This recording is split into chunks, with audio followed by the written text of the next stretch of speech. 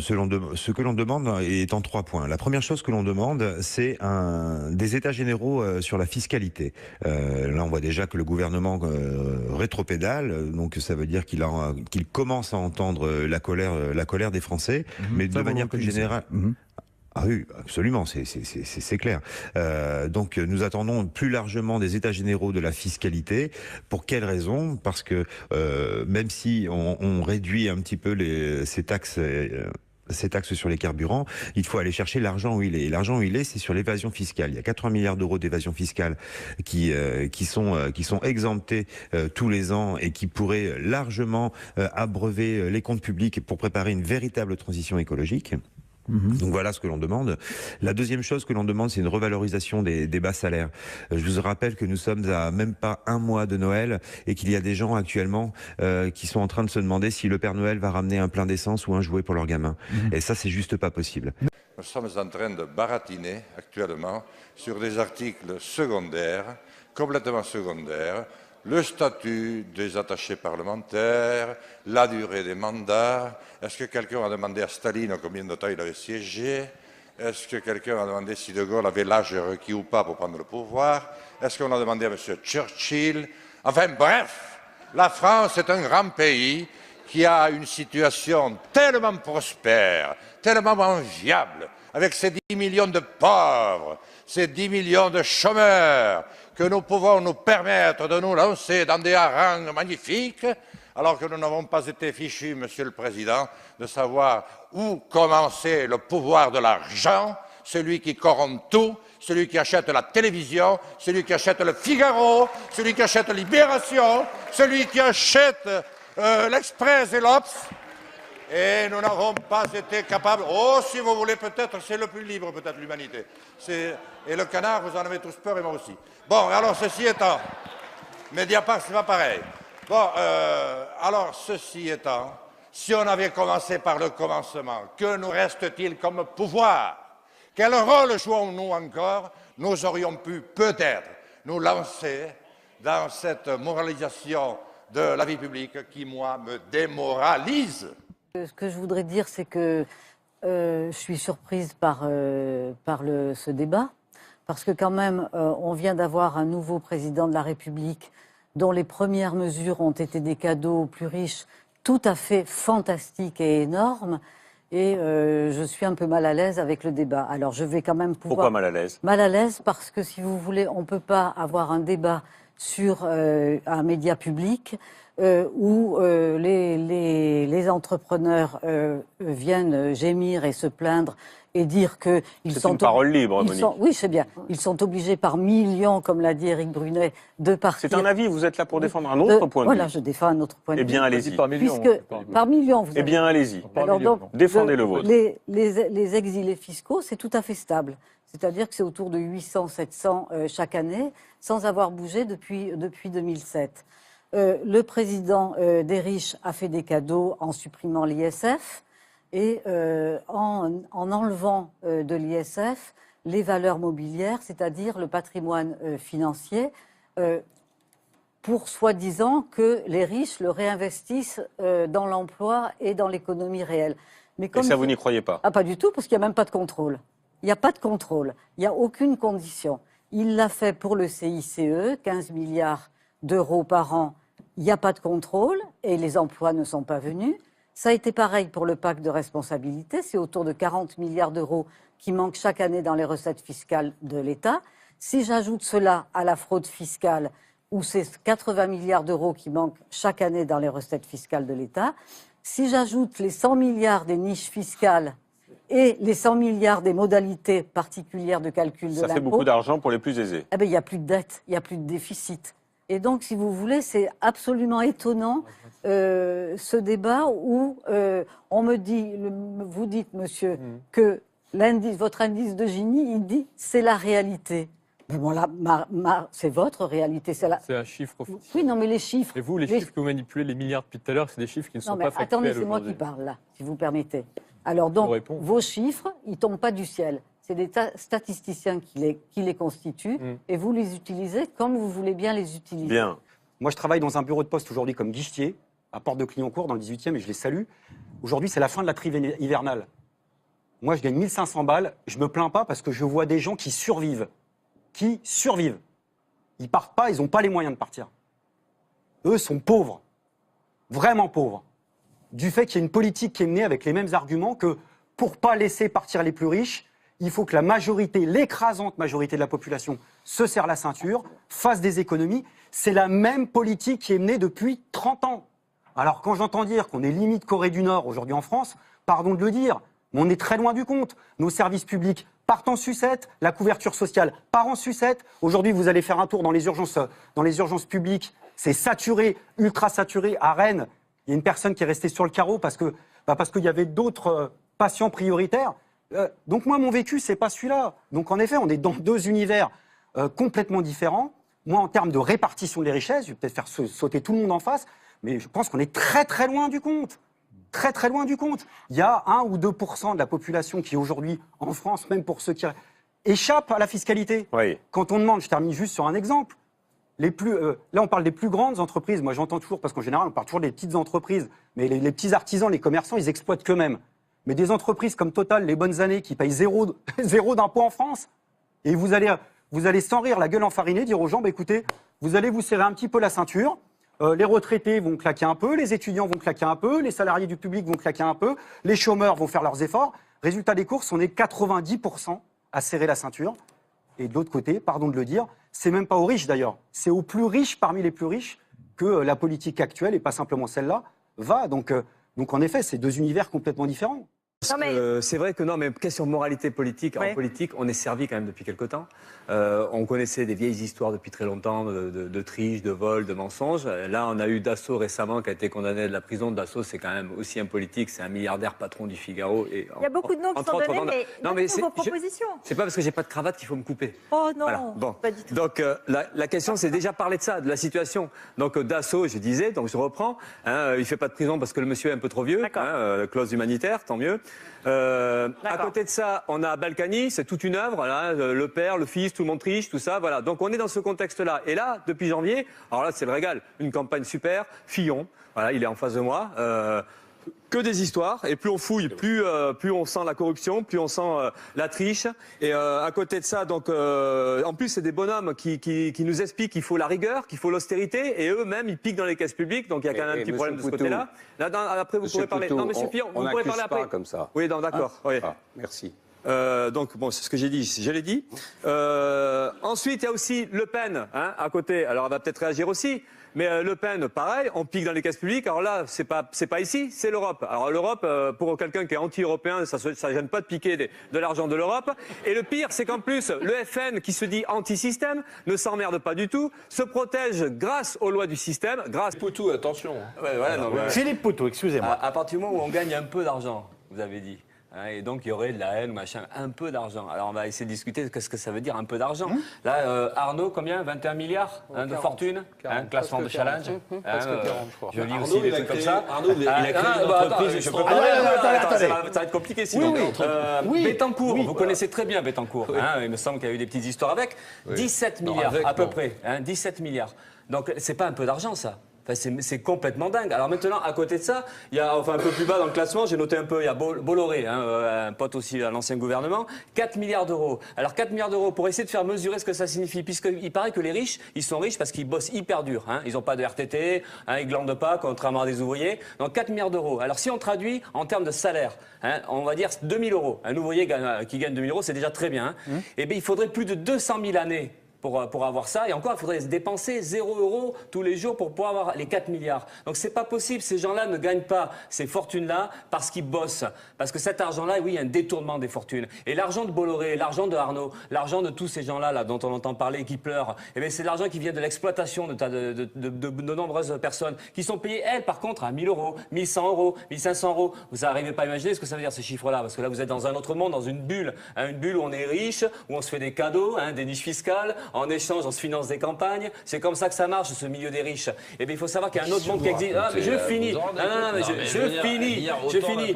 C'est qu'il y a des millions de gens qui aujourd'hui vivent avec 9 millions de personnes vivent en dessous de combien 940 €, je crois, le minimum, enfin le seuil de pauvreté. Mais c'est ça qui est dingue. Et à côté de ça, c'est des milliards qui s'accumulent. Donc ça, c'est scandaleux. Et donc oui, il y a un vol des richesses, et je pense qu'il y a un gros problème de répartition des richesses. Et là, de ce côté-là, il faudra prendre beaucoup plus aux riches, quitte à les faire déprimer. Mais là, c'est autre foutage de gueule. C'est de dire la prise de risque.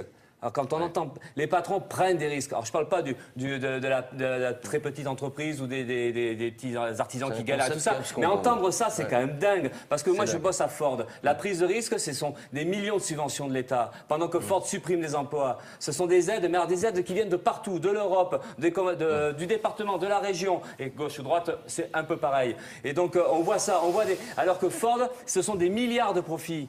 Et je cite Ford parce que j'y travaille, mais on peut parler de Peugeot, on peut parler d'Arcelor, de Mittal. Mittal, 30 milliards, et puis des aides en pagaille. Et ces gens-là, ils ferment quand même l'usine et ils licencient. C'est ça la prise de risque, ça c'est du pipeau. La prise de risque réelle, ce sont les salariés. Parce qu'aujourd'hui, c'est les TMS, c'est l'aggravation des conditions de travail, c'est des suicides au travail. C'est ça la prise de risque. Et puis c'est 1 mort par jour d'accident du travail. C'est pas l'actionnaire qui meurt en train de boursicoter, c'est l'ouvrier qui bosse ou le salarié ou la caissière qui trinque. Voilà, c'est ça la prise de risque aujourd'hui. Et ces gens-là, ils gagnent rien. Ils gagnent ils gagnent pas assez pour vivre. Donc c'est pour ça que tout votre discours, c'est révoltant. Parce que la réalité, elle est là. La réalité, c'est qu'aujourd'hui, il y a des gens qui bossent, qui ont du talent, parce qu'on va reprendre le terme aussi. Depardieu a du talent. Mais il y a plein d'ouvriers qui ont du talent, plein de salariés qui ont du talent. Non, mais c'est pour vous dire que... Non, mais il y a un mépris social. Vous regardez qu'en haut. Vous n'êtes même pas capable de voir qu'en bas, il y a des gens qui bossent, il y a des gens qui s'usent au travail, il y a des gens qui crèvent avant d'aller à la retraite. Et ça, vous le voyez pas. Et vous avez vos petits soucis de riches. C'est ça qui est terrible. Vous pensez que... Attendez. Il y a une réalité sociale qui est dramatique. Il y a des gens qui peuvent plus se soigner, qui peuvent plus se loger. Et vous parlez des putains excusez-moi, des soucis de gens qui ont trop d'argent. C'est pas normal ça. Donc moi je vous le rappelle parce que vous êtes dans une bulle. Et donc après la question, le début c'était l'harmonisation. Donc moi je pense qu'il faut harmoniser fiscalement l'Europe, mais il faudrait harmoniser le droit social, il faudrait harmoniser le droit du travail, il faudrait faire un SMIC européen. Enfin voilà, il y aurait besoin de ça en fait, tout simplement de construire une Europe sociale, à l'opposé de l'Europe des capitalistes qu'on veut nous construire ou qui est en train de se construire, ou l'Europe des banquiers. Donc, mais ça supposerait une liberté de circulation des individus. C'est pour ça que nous on pense qu'il faut que tout le monde puisse circuler. Mais par contre sur les capitaux, il faut contrôler. Et après, la question c'est qu'il faut taxer les riches. Évidemment, il faut les taxer. Et si ça les fait plus fuir, tant pis pour eux, ils ont qu'à se barrer. Mais il faut taxer les riches. Il faut prendre l'argent là où ils se trouvent. Il y a des fortunes, il y a des milliards à prendre. Et donc il faut diminuer l'impôt des plus pauvres et augmenter l'impôt des riches. Pourquoi son métier de banquier d'affaires peut aider Macron à être efficace en politique? On y apprend l'art de la négociation. On apprend vraiment l'art de la négociation. On est amené aussi beaucoup, et ça c'est, j'allais dire heureusement ou malheureusement, utile en politique, à communiquer, c'est-à-dire à raconter une histoire. Dans le jargon, quand on fait une opération, on construit ce qu'on appelle une equity story, qui est l'histoire qui va donner aux actionnaires envie de voter cette opération, d'acheter les titres ou d'apporter leurs titres. Donc on y apprend d'une certaine façon aussi des techniques pas de manipulation de l'opinion, mais un petit peu. Je voudrais vous parler, parce que liberté, égalité, on ne peut pas parler, Monsieur le Président. Monsieur le Président, non, je ne veux pas serrer la main, Monsieur le Président, parce que je suis en colère. Non mais attendez, je vais vous dire un truc, soit vous êtes correct, soit vous n'êtes pas correct. Je suis correct, bon, mais moi j'en ai marre, parce qu'on souffre. Moi je suis grand-mère, arrière-grand-mère. On n'arrive plus à nourrir on peut même plus gâter nos petits-enfants. Nous, je retravaille, j'ai 65 ans, mon mari 70, on travaille en restauration. Pour payer les impôts pendant 1 an, là, je paye des impôts, parce que j'ai travaillé trop. On n'arrive même plus à vivre. On ne peut plus gâter nos enfants, nos petits-enfants, on ne peut plus aller en vacances. Travailler 40 ans.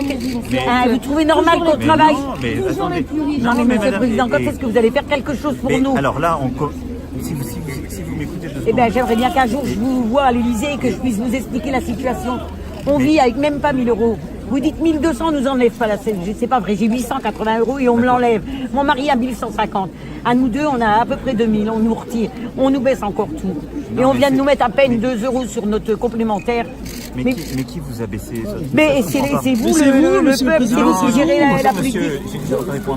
Monsieur, c'est vous qui gérez le pays. Pourquoi toujours aux plus riches? Pourquoi pas aux foyers modestes? Attendez. On était heureux en France, on devient malheureux, monsieur le Président, on devient malheureux. Est-ce que vous voulez m'écouter? Oui, j'ai envie de vous écouter, mais... Là, pourquoi on a fait ça sur la CSG? Pourquoi on l'a fait? C'est l'engagement que j'avais pris en campagne.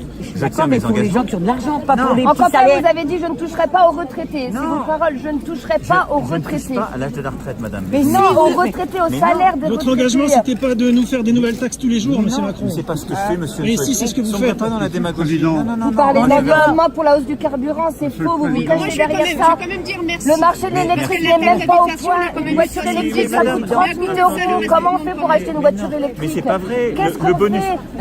Vous pouvez. Non mais, soit vous êtes là, simplement pour faire le show. Non, on n'est pas là pour le show. Je déplace, je travaille, j'ai 2 heures de pause. Donc si vous êtes là pour que je réponde à vos questions, vous me laissez répondre. Parce que vous parlez toujours avec des chiffres. Mais je parle pas des chiffres, c'est vous qui parlez.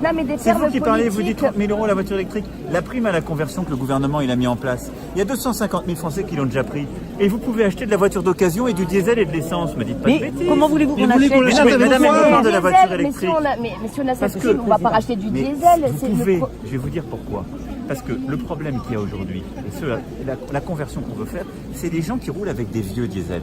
Et c'est pas leur choix, c'est souvent qu'ils n'ont pas pu changer. Mais comme là, on peut pas changer les voitures demain. Et c'est pour ça que là, ils ont mis une prime importante. Mais ceux qui roulent pas avec des Mais les primes à celui qui pourra acheter, celui qui peut pas acheter, s'en fout de la prime, vous ne pouvez rien faire. La prime importante, c'est quoi? C'est 2 000 € et on fait mais nous, on est arrêtés. Je peux vous expliquer les choses? Oui, mais monsieur le Président, et quand est-ce que vous allez nous expliquer? Avec 2 000 € comment on peut vivre? Payer une maison, payer un salaire, la prime, il parle de la prime. Ah ben voilà, mais... Je répondais à madame sur la prime. On fait une chose après l'autre. D'accord. Donc là, la prime, je dis, c'est pas vrai que c'est que pour l'électrique, c'est pour aussi le diesel, l'essence. Oui, mais pour les vieux véhicules. Non, c'est pour tous les véhicules, à condition que vous rachetez les catégories de véhicules les plus récentes, même mais au vous marché donnez d'occasion. Combien? C'est quoi la prime? Et donc elle va de 1 000 à 2 000 €. Ah, vous pensez qu'avec 1 000 et 2 000 €, on arrive à racheter un véhicule? Si vous achetez un véhicule d'occasion en catégorie 1, elle ne vous payera pas tout la prime. Ah, mais voilà, on a déjà du mal à entretenir notre propre voiture. Mais je vous explique, elle vous compense quand même, et ça a été fait avec les constructeurs, une bonne part. Je m'achète une Twingo d'occasion, qu'elle soit essence ou diesel, la prime, elle m'en paye une partie qui est substantielle. Mais surtout, vous faites avec ça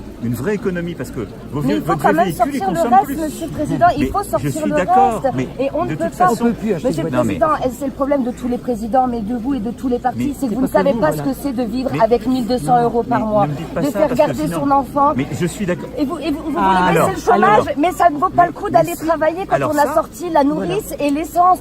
Comprenez que les Français ont envie de rester chez eux. Alors, je vais expliquer, je vais répondre à votre question en répondant pour madame, parce que vous êtes la parfaite illustration de ce qu'on veut faire. Je ne dis pas que c'est facile pour qui que ce soit, mais l'engagement que j'avais pris, c'était quoi? C'était de dire, on va augmenter la CSG pour tout le monde. Et la CSG... Pour tout le monde, attendez. Il ne faut pas. Attends, on va le laisser terminer, on va se laisser. Les retraités les plus modestes, ils ont un taux de CSG réduit, ils l'ont gardé, il n'a pas été touché. C'est pas vraiment baissé. Non, mais c'est ça que je ne comprends pas, il faudrait qu'on regarde avec vos revenus. Je suis prêt à ce qu'on regarde. Madame Poletti, je vais lui faire une lettre parce qu'elle justement, elle devait vous voir. Je veux bien vous envoyer quelqu'un parce que ça me semble bizarre. Parce que vous êtes tous les deux sous 1 200 €. Madame la ministre va regarder, mais je vais vous répondre sur l'ensemble parce que c'est important. Moi, je ne peux plus vivre. Qu'est-ce qu'on a besoin Attendez. Traité de la même manière. Attendez. 70 ans et 65 ans, on travaille en restauration. Il y a du travail, c'est sûr, mais on ne paye pas les gens qui travaillent. Alors, c'est ce que je veux faire. Donc, quand est-ce que vous allez payer les gens de base à des taux qui peuvent vivre? C'est tout ce qu'on demande. Pourquoi on augmente la CSG? Et la CSG, c'est à tout le monde, vous l'augmentez, c'est pas normal. Au-dessus d'un certain seuil. Et la CSG, c'est proportionnel. Donc la CSG, plus vous gagnez, plus vous la payez. Et la CSG, contrairement à beaucoup d'autres impôts, les revenus financiers, ils la payent la CSG. Donc l'augmenter pour tout le monde. Pour faire quoi? Pour baisser les cotisations sociales salariales. C'est-à-dire que tous ceux qui travaillent, ils payaient leurs charges pour le chômage. C'était 3,2 points de charge. Et on les enlève. Alors, c'est complet là depuis le 1er octobre, mais tous ceux qui travaillent, ils gagnent à ça. Tous ceux qui travaillent. Je vous promets, regardez votre fiche de paye. Et vous regardez. Travail qu'on est retraité. Ça représente combien? 40, allez, 70 ans, mon mari. Sur un salaire de 1 500 €. Vous pouvez pas me dire. Vous pouvez pas me dire. Ça représente plus. Mais vous nous les que ce prenez qu'il y a dans sur le la carburant, CSG. limite. Non, le carburant, c'est pas moi. Alors attendez. Là, vous avez une partie quand même. Non, mais je vous explique la chose. Mais il est toujours repris autre part. Non, pourquoi on fait ça? On fait ça pour que le travail paye mieux. Et c'est indispensable parce qu'il faut remettre tout le monde au boulot. Donc là, mais oui, parce qu'il y a du boulot, vous avez raison, mais on ne les paye pas, les gens qui veulent travailler. Si, parce que là, on n'a plus. Monsieur le Président, moi je vais vous le dire, on est dans la vie active. Les gens qui ne travaillent pas, et je leur donne raison, ils ont plus facile à rester à la maison parce qu'ils gagnent plus que les gens qui travaillent de base. Je vous le jure que c'est vrai. Aujourd'hui, c'est encore avec les vrai. aides, tout, ils ont plus à rester à la maison. Pourquoi ils iraient travailler? Alors je vous explique pourquoi on est en train de le changer. Mais il serait temps, mais qu'on change pour les gens qui travaillent. Oui, je sais, mais je suis pas là. Je suis là depuis 1 an et demi. Je le sais, Monsieur le Président, mais non, mais justement, alors pourquoi vous nous massacrez? Pourquoi nous, à peine 2000 avec mon mari, on nous baisse encore les retraites? Je massacre personne. Alors pourquoi on nous baisse nos retraites? On n'a pas 1200 chacun. J'ai 880. C'est ça qui est pas... Parce que le revenu fiscal de référence, c'est 1200 €.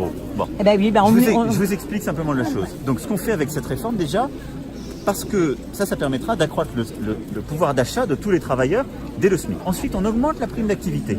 Ça, c'est pour ceux qui rebossent, et c'est pour les SMIC. La prime d'activité, excusez-moi, moi je l'ai jamais eu. Franchement, faut vraiment, dans ce cas-là, gagner à ras des pâquerettes. Mais si vous me parlez d'être au SMIC. Oui, mais 1400, 500 €, sauf que vous payez tout, du coup, vous avez aucune aide, les nourrices. La prime d'activité, pour 2 enfants, ça sera 700 €, la moitié de mon salaire pour aller travailler. Vous croyez que ça me donne envie de me passer de mes enfants 50 heures par semaine,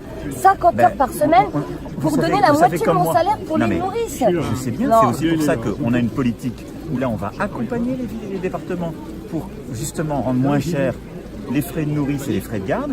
Et c'est aussi pour ça que ce qu'on a mis en place, je ne sais pas si c'est votre cas, mais pour les mamans qui sont toutes seules, où c'est terrible, c'est ce que vous décrivez. Il n'y a pas que tout ça. Non, mais ça c'est particulièrement vrai parce que là on n'a aucune solution. On a très fortement augmenté l'aide fiscale pour la garde d'enfants à domicile. De 30%. Donc on fait tout ça, on est en train de faire ça. Ça se fait pas du jour au lendemain. À partir de 6 ans, il y a tout qui saute parce que on estime que les enfants à partir de 6 ans, ah ben oui, mais attendez, le matin, quand vous commencez à 7h30, vous finissez à 18h, excusez-moi, il faut quand même de la garde le matin et le soir et les mercredis. Mais à partir de 6 ans, on estime qu'un enfant doit se garder tout seul. Et nous, les grands-parents, on ne peut pas les garder puisqu'on est obligé de retravailler. Je dis pas que tout est parfait. Non, c'est sûr. Bon. Je dis que moi je me bats à vos côtés pour qu'on améliore. Et on nous augmente tout. Le travail paye mieux. C'est l'impression qu'on a quand même. Mais on retravaille. Vous avez dit pour l'essence hier. Qu'est-ce que vous avez dit pour l'essence hier? Vous allez donner 20 € à ceux qui font 30 km. Je suis désolée. Alors nous on fait quoi, 5 km? L'essence d'abord, qu'est-ce que c'est? L'essence. C'est pas ça. Arrêtez avec les primes, ça sert à rien. Non. Qu'on donne des salaires pour que les gens ils arrivent à vivre. Ah mais je suis d'accord. Nous on va augmenter notre part sur les salaires. Et les gens qui ne travaillent pas, qu'on leur donne de l'argent, d'accord? Parce que moi dans mon cœur je suis socialiste, d'accord. Je veux pas de malheureux sur terre. Mais qu'on leur donne de l'argent, mais qu'on leur dit, allez aider les vieux, allez traverser les enfants dans les écoles, mais qu'on leur donne pas de l'argent à rien faire, ils ont tout à être chez eux. Et qu'on les aide à retrouver aussi un emploi plus facilement. Et qu'on motive les gens qui travaillent. Ce qu'on fait aussi, avant, on avait des bus quand on allait travailler à l'usine. Non, mais nous, les retraités, avant, on avait des bus. Vous voulez moins de voitures? Moi, je veux bien. On serait d'accord. Au lieu d'avoir 3 voitures pour travailler, on n'en aurait qu'une par famille. Ce que vous dites, c'est parce qu'on aurait des bus pour aller travailler. Et vous avez parfaitement raison. Et voilà. Et c'est ce qu'on veut faire. Et alors, mais en campagne, il n'y a pas. À Paris, ça marche bien, mais en campagne, il n'y a pas assez de transport ici. En campagne, il faut les développer aussi. Qu'est-ce que ça suppose? Qu'on ait plus d'aide, plus d'incitation. En plus là-dessus. On met un bus et les chômeurs, au lieu de les payer à rien faire, ils conduisent le bus et vont chercher les ouvriers. Je sais que c'est pas facile de gérer un pays, Monsieur le Président. Mais nous, les Français, on en a ras de bol. Vous savez, moi, j'ai mis un gilet pour venir parce que moi, non, mais je vais avoir une augmentation.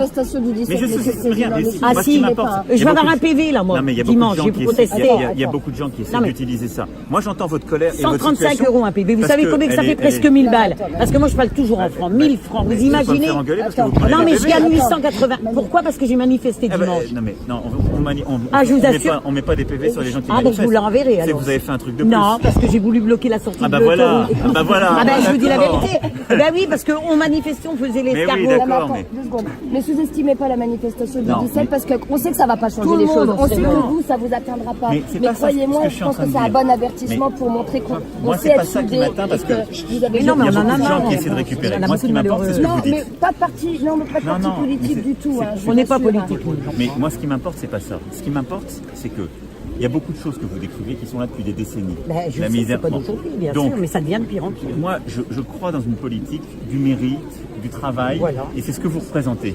Et je sais que ça va pas assez vite pour vous. Donc moi, j'essaie de vous l'expliquer, de vous expliquer ce qu'on est en train de faire. C'est sûr que ça va passer vite. Mais donc moi, je vous demande pas de la patience. Je sais que ça fait des années, parfois des décennies, qu'on vous demande des efforts. Il n'y a pas de miracle, j'en ferai pas des miracles. Vous avez des petits-enfants. Je peux même plus gâter mes petits-enfants à Noël. Mais je sais bien. Je peux plus rien faire parce que déjà, nous, on n'arrive même plus à la vacances. Je sais bien, donc je dis pas, les retraites d'aujourd'hui, c'est pas moi qui les fais. Moi, on est en train de faire une réforme des retraites pour justement que les retraités de demain, parce qu'on va pas toucher. Quand on voit le minimum retraite, est-ce que c'est normal après avoir travaillé 40 ans en tant que femme de ménage, je peux vous dire qu'on peut garder sa santé. Le minimum vieillesse, on l'augmente de 100 €. Quand on l'augmente de 100 €. Mais pourquoi nous Le minimum vieillesse, c'est 30 € par mois là. Oui, mais vous parlez pour ceux qui n'ont pas travaillé. Moi, je parle des gens qui ont travaillé. Mais je parle de la. Voilà, c'est toujours les gens qui n'ont pas travaillé. Non, c'est pas vrai. C'est le minimum vieillesse, ils ont plus que moi. J'ai 880, moi. J'ai travaillé. Moi, je constate en tout cas que je ne dis pas que vous êtes responsable de tout, mais depuis que vous êtes là, le pouvoir d'achat fond comme peau de chagrin. Non, mais après, tout augmente par des 6 et des 7%. Alors, tous les jours, M. Macron. Et on le n'en gaz, peut plus. c'est une formule automatique. Je n'y peux rien, c'est pas une décision du gouvernement. Le prix du pétrole, enfin le prix du... Bien sûr, rien ne sera de votre faute, mais n'empêche que pour nous, on est impacté tous les jours et on n'en peut plus là. Une taxe sur le carburant, etc., le fuel. C'est vrai qu'il y en a une pour pouvoir faire la transition énergétique et favoriser d'autres formes de mobilité, d'autres façons de faire, parce qu'on doit changer. Mais les 3/4 de la hausse... Je ne crois pas du tout à ça, monsieur Macron. Ça va surtout renflouer les caisses de l'État. Vous savez très bien que c'est un prétexte, ça. C'est pas vrai. Je vous assure que non. On va le rendre plus transparent. On augmente l'investissement dans le renouvelable. On augmente il y a à peine 20% qui vont être utilisés pour ça. Et donc, mais de toute façon, c'est toujours notre argent. Je veux dire, moi, si demain je disais à madame... C'est surtout le nôtre quand même, à la base. C'est le nôtre à tous, Français et Français. Bah oui, mais justement qu'on soit tous solidaires. Mais exactement, il faut être solidaire. Et donc, il faut à la fois faire ces changements. Attendez, il y a des choses qui sont subies. Ce ne sont pas mes choix. Ces marchés ont été ouverts, on ne fait pas de pétrole chez nous. Le gaz, on dépend d'une formule automatique, donc vous avez raison. C'est aussi pour ça que je dis, ceux qui sont les plus fragiles ou qui ont besoin pour aller bosser, il faut les accompagner. Bon. Vous faites beaucoup d'économies sur notre dos, mais quand est-ce que vous allez réformer tous les privilégiés qui sont à l'Assemblée, qui sont au Sénat, qui sont parmi vos amis? Non mais l'État, mais... Mais le nombre de députés, le nombre au Sénat, c'est incroyable. Je le porte. Des gens qui foutent rien. Non, dites pas ça. Non, oui, enfin, on comprend parce qu'on est en colère. Moi, je porte un projet de réduire d'1/3 le nombre de députés et de sénateurs. Je le porte. Hein. Aujourd'hui, il avance pas assez vite. Ça, on n'entend pas parler, oui, par contre. Mais aidez-moi, poussez-le, ce sujet-là. Ah, mais non, il est bloqué parce qu'il y en a qui veulent pas m'aider là-dessus. Il faudrait mettre des citoyens comme tout le monde au gouvernement un petit peu. Mais il y en a plein, il y en a plein comme tout le monde. Il y a des gens, j'étais hier, il y a une dame qui était aide-soignante, elle est maintenant députée. Il y a des gens de toutes catégories. Nous, on a le sentiment qu'au sommet, là-bas, il y a des gaspillages, mais phénoménaux, par milliards. Parce que derrière, on a aussi une politique qui est très exigeante. Donc, on les traque, ces gaspillages. On peut toujours s'améliorer. On va continuer à le faire. Mais le CICE, monsieur le Président, 20 milliards d'euros pour sauver potentiellement 100 000 emplois. Vous savez ce qu'on va faire avec le CICE? Potentiellement, on n'en est pas sûr. Ça représente 200 000 € par emploi. Mais avec ce prix-là, on embauche 10 personnes, monsieur le Président. Directement. On perd tous les acquis que les anciens Comment se sont bâtis. c'est possible que vous ne vous rendiez pas compte de ça? C'est pas si vrai. Mais pensez à nos petits-enfants, parce que nous, on est plus près du trou qu'autre chose, mais nos petits-enfants, qu'est-ce qu'ils vont voir comme pays? Le vrai État-providence, aujourd'hui, c'est quoi? C'est de permettre aux gens de travailler et de beaucoup mieux gagner leur vie en travaillant par rapport à ceux qui ne travaillent pas. Donc ça, je suis 100% d'accord. On commence à le faire. Vous allez en voir les traces. Vous avez le pouvoir d'achat, vous n'avez pas parlé de la taxe d'habitation non plus. Ah non, ça c'est faux. Ça c'est faux parce que c'était compensé. J'ai eu 15 € en moins sur ma taxe d'habitation de l'année dernière, alors que je fais partie. Et moi, j'ai pas eu un tiers. Parce que c'est compensé par d'autres taxes. Vous le savez bien. Je vous assure que j'ai eu 100 € moi sur 800. Ça fait pas 30%, monsieur le Président. Eh ben, j'ai eu que 100 € de déduit. Mais c'est un tiers. Alors là, je vous le promets. Ah ben, je vous dis, moi, j'ai eu que 100 €. C'est un tiers de la part de l'État, mais j'habite avec le mot. Les autres taxes sont compensées, donc en fait, ils gagnent rien. Sur 800. Ils ont augmenté, la mairie, elle a augmenté votre taxe d'habitation? On ne sait pas d'où ça vient, mais 15 € en moins. Oui, ah ben il n'y a pas de souci. Moi j'ai retouché 100 €. Non mais on prend. Les taxes foncières augmentent aussi, donc. Non mais ça c'est pas les. Ça vaut même plus d'accord, mais. Non, de toute façon on va. Non mais la taxe. Ça donne pas envie. Non mais dites pas ça, c'est pas vrai parce qu'à la fin on a un patrimoine. Les taxes foncières, c'est à nous de prendre les réparations de la maison. Quand on meurt, on lègue même pas tout à nos enfants. Il y a encore une partie qui est prise quand on décède. Donc au final, je vous assure, le crédit, le coût du crédit, tout. Ce que vous dites, il y a une part de vrai. J'entends. Il y a malgré tout sur la taxe d'habitation, on enlève un tiers. Non, je vous assure, j'en fais partie, monsieur le Président. C'est pas la taxe d'habitation. Alors donnez-moi, franchement. Si, c'est la taxe d'habitation. Je peux vous promettre que c'est bien marqué, vous faites partie des. Augmenté. Ah ben, je pense, ça. Parce qu'on enlève un tiers. Charleville-Mézières, la commune de Charleville-Mézières. Ce que je veux vous faire comprendre, c'est que les impôts qu'on paye, etc., on les paye pour pouvoir financer l'école, l'hôpital, les services. Toujours les mêmes qui payent. Toujours les mêmes qui payent. Et pourquoi l'État ne réduit jamais son niveau de vie? Il augmente tous les ans, tous les ans. Non, c'est pas vrai. Non, alors qu'il y a des économies énormes à faire. Vous savez, on réduit le nombre de fonctionnaires, le train de vie de l'État, on le réduit. Vous voulez que je vous parle du nombre de fonctionnaires qui ne foutent rien? Franchement. Oh, mais si. Moi, je pose pas les Français les uns entre les autres. Non, mais bon, vous savez très bien qu'il y a des fonctions où... Mais il y a des gens... Ils savent pas vraiment ce que c'est le travail. On doit tous se retrousser les manches. On doit tous se retrousser les manches. Mais alors il faut montrer l'exemple aussi à la tête. Mais c'est ce qu'on fait. Enfin, me dites pas ça. Je ne vois pas d'économie. J'ai pas le sentiment de ménager mes efforts. Je pourrais me planquer. Je pourrais faire des solutions de facilité. Je parle pas de vous tout seul. Je parle de tout le gratin qui est en haut. Mais c'est pas qui se gave sur notre dos et ça on n'en peut plus. C'est pas vrai. Si c'est vrai. Je veux les défendre, c'est pas vrai. Non, vous savez ce qu'il faudrait, c'est qu'un jour un président vive au moins 1 ou 2 mois avec un salaire modeste. Il y a des gens. Peut-être qu'ils comprendraient. Qui profitent du système. Il y en a toujours, à tous les niveaux, des grands, des petits, etc. C'est pas la majorité. Je sais qu'il y a beaucoup de gens qui galèrent. Il y a aussi beaucoup de gens, quand ils sont dans l'État, les services sociaux, qui servent dignement. Oui, mais vous sortez tous de grande école, vous savez pas ce que c'est d'être un mais moi, je suis pas né dans une grande école. Mais si, oui, mais bon, vous avez quand même eu des opportunités dans la vie. Arrêtez, s'il vous plaît. Mais non, mais tout le monde ne vient pas du même milieu que vous. Moi, je suis né à Amiens, j'ai de la chance. On m'a fait faire des études. Mes parents. Mais ils faisaient quoi, vos parents? Dites-moi. Mes parents, ils étaient à l'hôpital tous les deux, tout bien. Voilà, médecin. Et moi, je dois beaucoup à Mais oui, mais d'accord. Et leurs grands-parents, savaient ce qu'ils étaient. Ils étaient cheminots. Ben tant mieux. Mais voilà, mais c'est par l'école. Je pense que vous avez dû oublier d'où vous venez alors, parce que c'est pas possible.